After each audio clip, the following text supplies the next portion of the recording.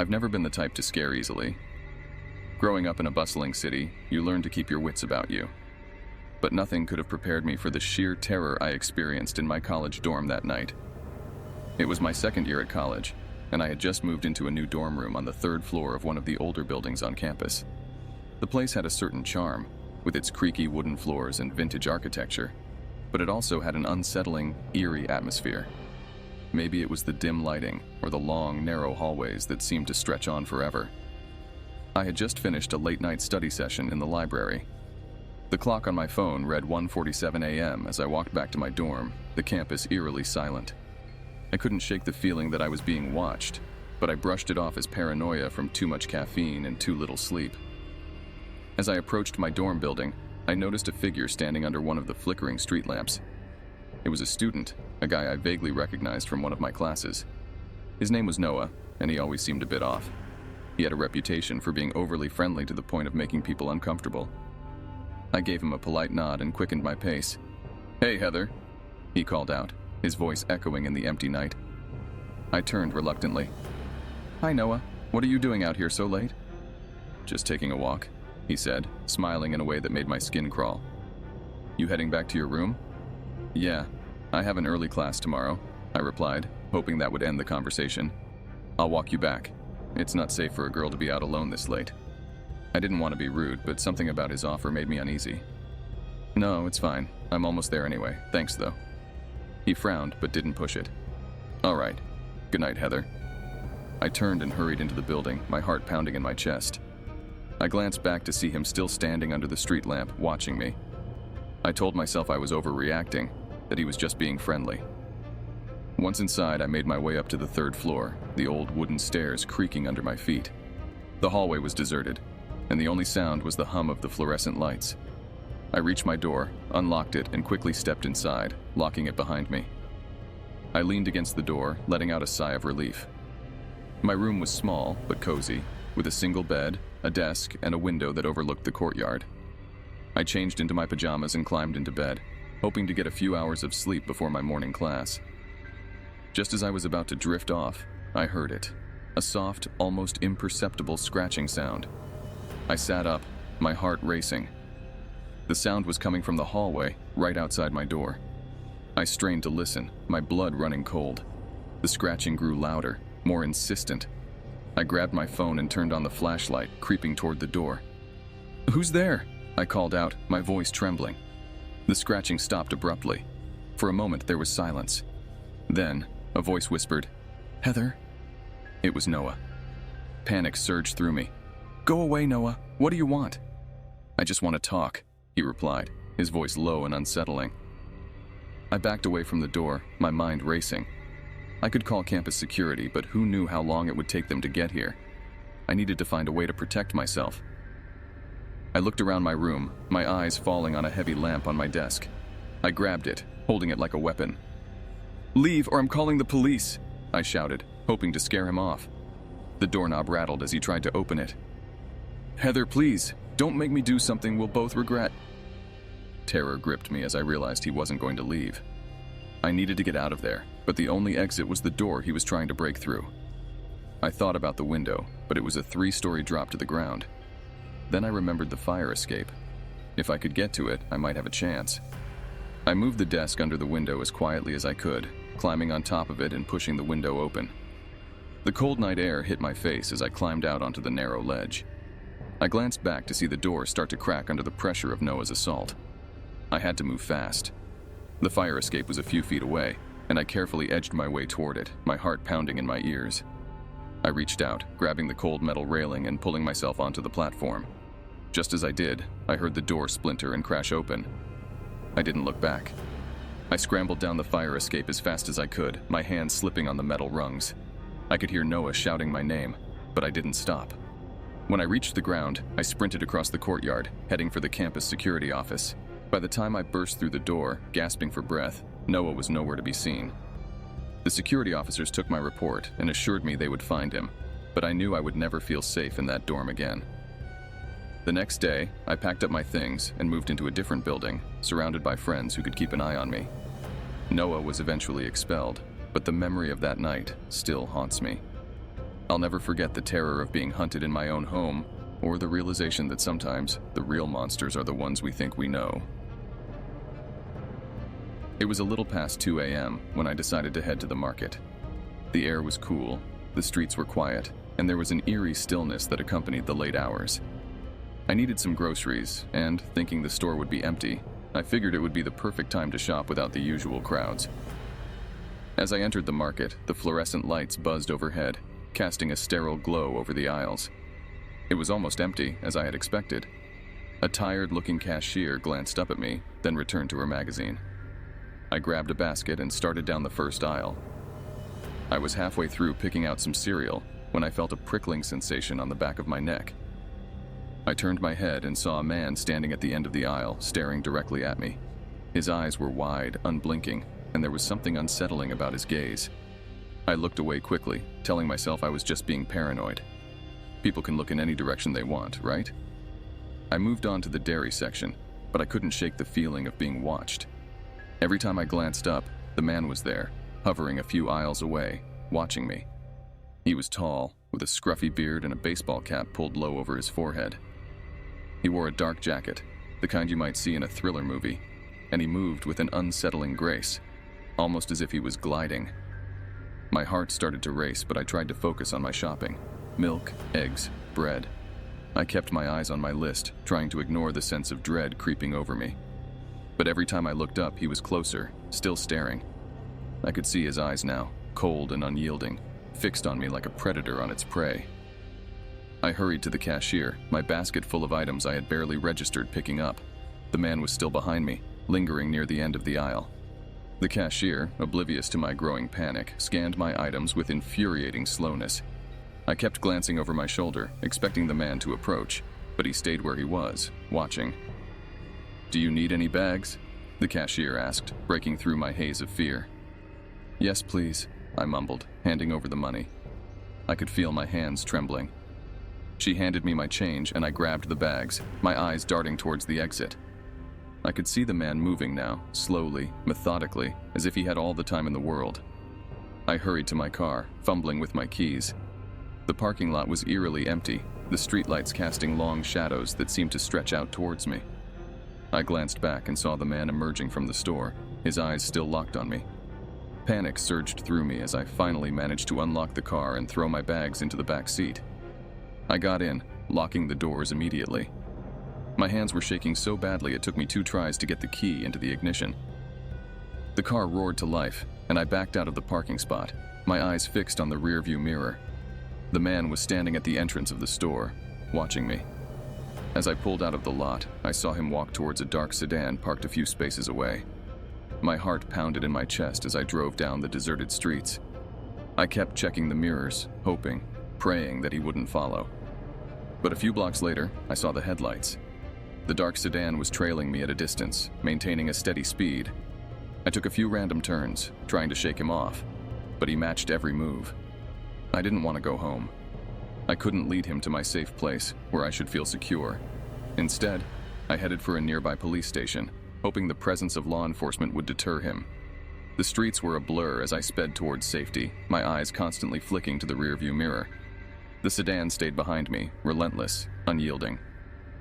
I pulled into the police station parking lot, my tires screeching as I came to a stop. I jumped out of the car and ran inside, my breath coming in ragged gasps. An officer at the front desk looked up in surprise as I burst in, my words tumbling out in a panicked rush. "There's a man following me. He's outside. Please, help me." The officer stood up immediately and followed me outside. The dark sedan was gone. I scanned the area frantically, but there was no sign of the man. It was as if he had vanished into thin air. The officer took my statement, reassuring me that they would keep an eye out for the car and the man I described. I drove home cautiously, every shadow and every passing car setting my nerves on edge. For weeks after, I couldn't shake the feeling of being watched. Every trip to the market, every late-night drive, I found myself looking over my shoulder, haunted by the memory of those cold, unblinking eyes. Even now, I can't step into that market without a shiver running down my spine, the memory of that night forever etched into my mind. Traveling has always been my passion. The thrill of exploring new places, meeting new people, and immersing myself in different cultures was my escape from the mundane. But nothing could have prepared me for what happened on my latest trip. This is my story, and I swear on my life that it's true. I arrived at the small bus station just after dusk. The town, tucked away in a remote part of the country, was supposed to be a hidden gem. A friend recommended it, saying it was a perfect spot to unwind and disconnect. As I stepped off the bus, I noticed how eerily quiet the station was. No bustling crowds, no honking cars, just an unsettling silence. With my backpack slung over my shoulder, I made my way towards the exit. The air was thick with an unfamiliar scent, a mix of damp earth and something metallic. I tried to shake off the unease, reminding myself that this was part of the adventure. I pulled out my phone to check the directions to the hotel. It was only a 15-minute walk, but the route took me through some dimly lit streets. As I started walking, I couldn't shake the feeling that I was being watched. Every time I glanced back, there was nothing but the shadows playing tricks on my mind. Halfway to the hotel, I passed by an old, decrepit building. Its windows were shattered, and the walls were covered in graffiti. That's when I first saw him. A man, dressed in tattered clothes, standing in the doorway. His eyes were fixed on me, unblinking and intense. I quickened my pace, hoping to put some distance between us. A few minutes later, I dared to look back again. My heart nearly stopped. He was following me, maintaining a steady distance. His gaunt figure seemed to glide rather than walk. I felt a chill run down my spine, and panic began to set in. I tried to rationalize it. Maybe he was just heading in the same direction. But deep down, I knew something was off. I turned a corner, hoping to lose him, but he was still there, his relentless gaze piercing through the darkness. By now, the streets were almost entirely deserted. The occasional streetlight cast long, eerie shadows that seemed to dance in my peripheral vision. I clutched my phone, debating whether to call for help, but the signal was weak, and I doubted anyone would arrive in time. As I neared the hotel, I felt a glimmer of hope. The building was in sight, its warm lights a stark contrast to the cold, dark streets. I broke into a run, my footsteps echoing loudly against the pavement. But no matter how fast I ran, I could feel him closing in. I burst through the hotel's front door, startling the receptionist. I must have looked like a madman, panting and wild-eyed. I quickly explained that someone was following me, but when we looked outside, the street was empty. He was gone. The receptionist, a middle-aged woman with kind eyes, tried to reassure me. She said it was probably just a local vagrant and that the town was safe. But her words did little to calm my nerves. I checked in and made my way to my room, double-locking the door behind me. That night, I barely slept. Every creak of the floorboards, every whisper of the wind set my nerves on edge. I kept the lights on, too terrified to let the darkness consume me. Eventually, exhaustion took over, and I drifted into a restless sleep. The next morning, I woke up to a strange feeling of being watched. I sat up, and to my horror, I saw a piece of paper slid under my door. My hands trembled as I picked it up. Scrawled in messy handwriting were the words, "I know where you are." Panic surged through me. I threw on my clothes, grabbed my backpack, and fled the hotel. I didn't care about the money I'd spent or the plans I'd made. I just wanted to get out of that town. I headed back to the bus station, my heart pounding with every step. The same eerie silence greeted me. I bought a ticket for the first bus out of there and boarded, praying I would never see that man again.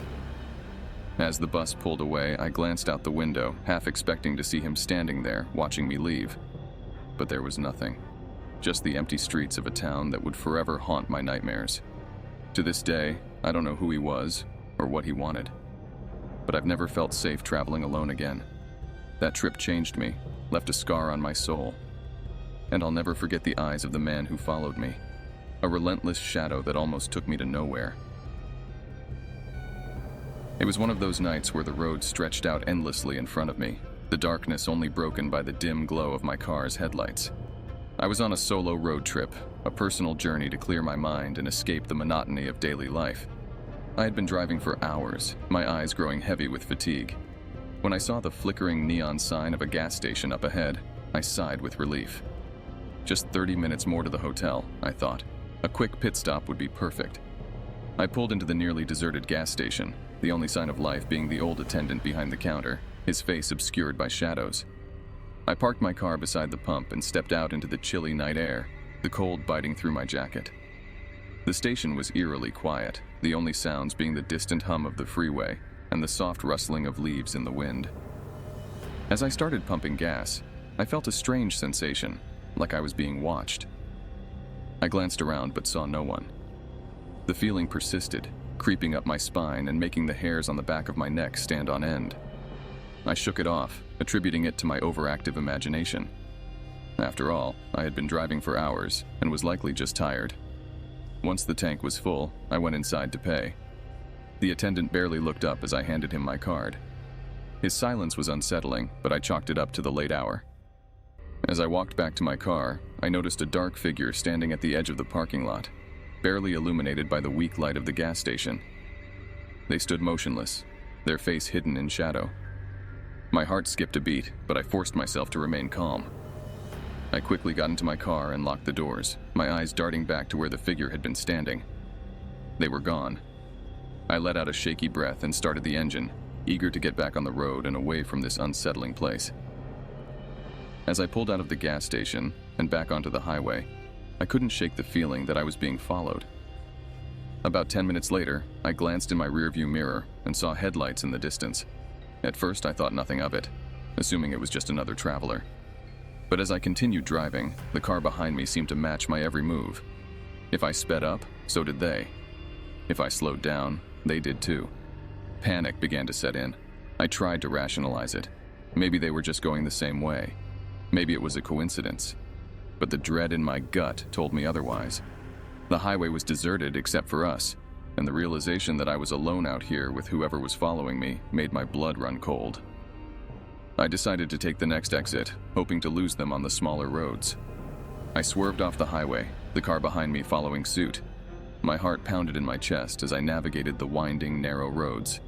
The car stayed on my tail, unwavering in its pursuit. I took a sharp turn, hoping to outmaneuver them, but my tires skidded on the gravel, sending me into a brief fishtail. I regained control, but the car behind me was closer now, their headlights glaring into my mirrors, blinding me. Desperation clawed at me. I had to get away.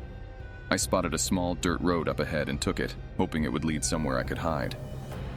The trees closed in around me, their branches casting eerie shadows on the road. The car behind me followed relentlessly. The road grew narrower, the trees thicker, and I knew I couldn't keep this up much longer. Suddenly, the road opened into a small clearing. I saw an old abandoned cabin off to the side. With no other options, I made a split-second decision and swerved off the road, driving behind the cabin. I killed the engine and lights, plunging myself into darkness. I waited, my breath ragged, my hands trembling on the steering wheel. The other car roared past, its headlights cutting through the night before disappearing into the trees. I sat there for what felt like hours, too scared to move, too scared to breathe. When I was sure they were gone, I restarted my car and carefully made my way back to the highway. The rest of the drive to my hotel was a blur, my mind racing with what had just happened. When I finally pulled into the hotel parking lot, I felt a wave of relief wash over me. I never found out who was following me or why, but to this day, the memory of that night haunts me. Every time I see a gas station on a lonely road, I feel that same chill run down my spine, and I can't help but look over my shoulder, wondering if someone is out there, watching, waiting.